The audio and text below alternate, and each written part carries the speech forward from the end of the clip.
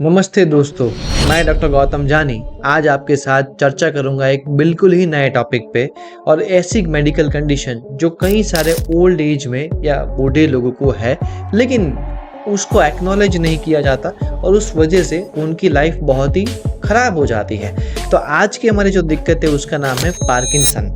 Parkinson एक ऐसा disease है कि जो डिजीज़ में आपके मोटर यूनिट्स, आपके न्यूरोलॉजिकल सिस्टम, आपके ब्रेन के कुछ हिस्से काम करना कम कर देते हैं या बिल्कुल बंद कर देते हैं, जिस वजह से आपकी मूवमेंट, आपकी एक्शन जो है वो प्रॉब्लम में आती है। जैसे नॉर्मल चलना जो हमारे लिए बहुत आसान है, उनके लिए बहुत डिफ़िकल्ट हो जाता है जो पार्किंसन से पीड़ित है। या तो कोई चीज़ को उठाना जो हमारे लिए बहुत आसान है, वो ट्रिमर की वजह से उनको उठाना बहुत डिफ़िकल्ट हो जाता है उनके लिए। तो ऐसी कंडीशन जहाँ पे डे टू डे रोज़ बरोज़ की चीज़ें करने में भी दिक्कत आती है, ये डिजीज़ के बारे में बात होनी चाहिए और उसके एक्शंस, उसमें क्या, उसके क्या कॉजेज़ है, उसके सिम्टम्स क्या है, उसे कैसे ठीक किया जा सकता है, कैसे प्रिवेंट किया जा सकता है, उसके ऊपर ज़रूर से बात होनी चाहिए। इसीलिए आज का वीडियो डेडिकेटेड है पार्किंसन के ऊपर। वीडियो को पूरा देखिए और जिन जिन लोगों को पार्किंसन है या आपको लगता है उनको हो सकता है सिम्टम पढ़ने के बाद, देखने के बाद, सुनने के बाद, तो उनको ज़रूर से शेयर करें। वीडियो को लाइक करिए। वीडियो बनाने में काफ़ी मेहनत जाती है, तो आपको भी अगर अच्छा लगे तो हमारी ग्रोथ के लिए चैनल को सब्सक्राइब भी कर दीजिएगा। पार्किंसन होने का मुख्य कारण तो काफ़ी कम लोगों को पता है, बिकॉज ये इडियोपैथिक कंडीशन है जिसका कोई नाम या जिसका कोई इलाज जो है वो परमानेंट एग्जिस्ट नहीं करता। बट एक कारण ये है कि भाई कई बार बॉडी में डोपामिन जैसे हार्मोन का सिक्रेशन कम हो जाना या हार्मोनल इम्बैलेंस हो जाना या जेनेटिक या तो एनवायरमेंटल फैक्टर आपका कारण रूप हो सकते हैं। एनवायरमेंटल फैक्टर में भी कई सारा केमिकल इंजरीज होती है जो पूरी बॉडी में फैल सकती है, या कई बार आपके एक्सीडेंटल इंजरीज की वजह से ब्रेन के कई हिस्से काम करना बंद कर देते हैं। या ये कुछ रीजंस पाए जाते हैं कॉमनली वर्क से जो कई सारे पेशेंट्स में देखने को मिलते हैं।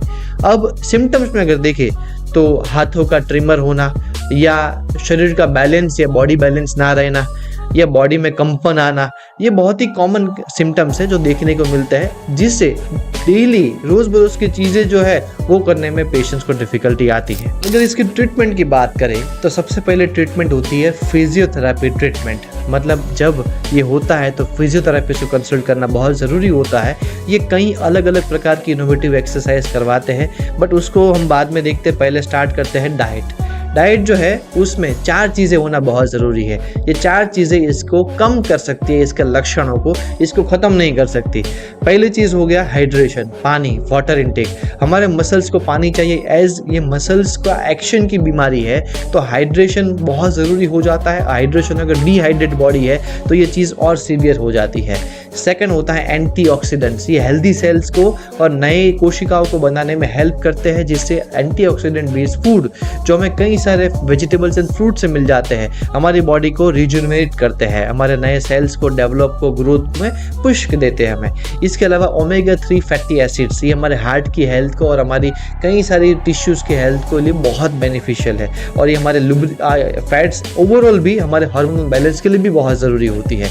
और last is high fibre diet, मतलब ऐसा डाइट जो फाइबर रिच है जिस वजह से गैस्ट्रिक इश्यूज ना क्रिएट हो जाए, बिकॉज ऐसे पेशेंट जनरली सेडेंटरी लाइफ जीते हैं तो कॉन्स्टिपेशन उनकी लाइफ को और परेशानी में डाल सकता है, इसीलिए high fibre diet is important.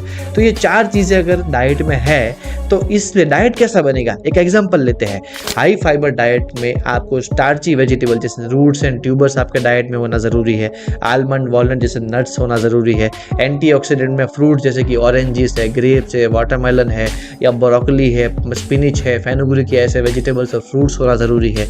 Water intake, आप दिन भर में जो भी पानी पीते हैं उसको आप 35 और आपकी गुना कर दीजिए आपका पर केजी बॉडी वेट। जैसे कि मेरा बॉडी वेट अगर 90 केजी है तो 90 इंटू 35 में करूँगा तो आएगा 3.5 लीटर पानी, तो उतना पानी मुझे पीना ही है। आप किसी भी पेशेंट का वाटर इनटेक दिन का निकाल सकते हैं। और लास्टली अगर आपको फूड चाहिए ओमेगा 3 फैटी एसिड रिच, तो फ्लैक्सीड वेजिटेरियन पर्सन के लिए बहुत यूजफुल है। तो खाने के बाद अलसी के 2 चम्मच खाना, या तो सालमन या तो रोहू या तो कटला या तो ऐसी जो लोकल फिश होती है पूरे वर्ल्ड में वो आप ले सकते हैं, जो भी बहुत रिच होती है फैटी एसिड से।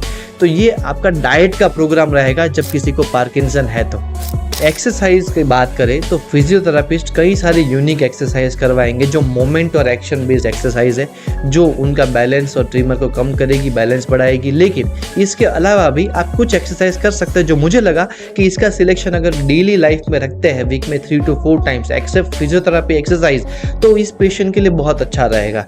First is yoga. Yoga is all about balance and flexibility. तो ये डिजीज ही है बैलेंस और फ्लेक्सिबिलिटी को कम करने का, तो इसीलिए मुझे लगा कि योगा तो ज़रूर से करना चाहिए वीक में 2 बार, और जितना हो सके उतना प्राइवेट सेशंस ले तो मच बेटर है, जिससे सामने वाले को कोई शर्मिंदगी महसूस ना करनी पड़े। सेकंड होता है which is brisk walking. Walking जो है उससे भी कोऑर्डिनेटिव फंक्शंस बहुत बेटर होते हैं। तो अगर चलना जब हो सके तब ब्रिस्क वॉकिंग जो है कौन से लेवल पे उस हिसाब से ज़रूर से एडवाइजेबल है। वीक में 2 या 3 बार एवरीडे भी कर सकते हैं। एंड थर्ड इज टाई ची which is very unique China based moment कि जो बैलेंस की मोमेंट है। ओके, तो टाई ची के बारे में आप और समझ सकते हैं, और वो अगर इंडल्ज कर सके वीक में वंस और twice, that would be like nothing ever else happen to you. तो ये कुछ एक्सरसाइज है, जो कुछ पैटर्न्स है, जो अगर वीक में 5 to 6 टाइम्स मतलब टोटल सब मिलाकर दो दिन भी करे तो उनकी बॉडी में कई सारे पॉजिटिव चेंजेस आएंगे। तो पार्किंसन जो है उसे डायबिटीज़ की तरह कंट्रोल हम कर सकते हैं। रिवर्स करना थोड़ा डिफिकल्ट है, बट हाँ, इसे काफ़ी हद तक कंट्रोल करा जा सकता है। तो ऐसी चीज़ों में हताश ना होकर क्या करना है आगे, उसके लिए आप मोटिवेट होकर आगे बढ़ जाए। और अगर आपको लगे कि भाई आपको ये डिजीज़ है और आपको ये ठीक करना है और हमारी टीम की सहायता चाहिए, तो नीचे दिए गए नंबर पर हमें कांटेक्ट कर सकते हैं। हमारे जो अगले बैचेस आ रहे हैं वो स्टार्ट हो रहे हैं अप्रैल से, और यहाँ पे आपके जो मिनिमम फीस है 2500 रुपीज़ पर मंथ, जो फीस आपको कहीं पे भी नहीं मिलेगी। कोई भी जिम में जाओगे, डाइट और पीटी और मेंबरशिप साथ में, उसके साथ हमारे पैकेजेस स्टार्ट होते हैं एन्युअली। तो आप मिल सकते हैं, हमें कंसल्ट कर सकते हैं। ऑनलाइन ऑफलाइन हमारे पास सुविधा है। पूरे इंडिया से, पूरे वर्ल्ड से लोग हमारे पास आते हैं, और आपकी चीज़ों में इंप्रूवमेंट होने के पूरे चांसेस है। जस्ट कमेंट इट डाउन, और आपका नंबर जो हमारा नंबर पे कॉल करिए, मैसेज करिए, जस्ट स्टे कनेक्टेड।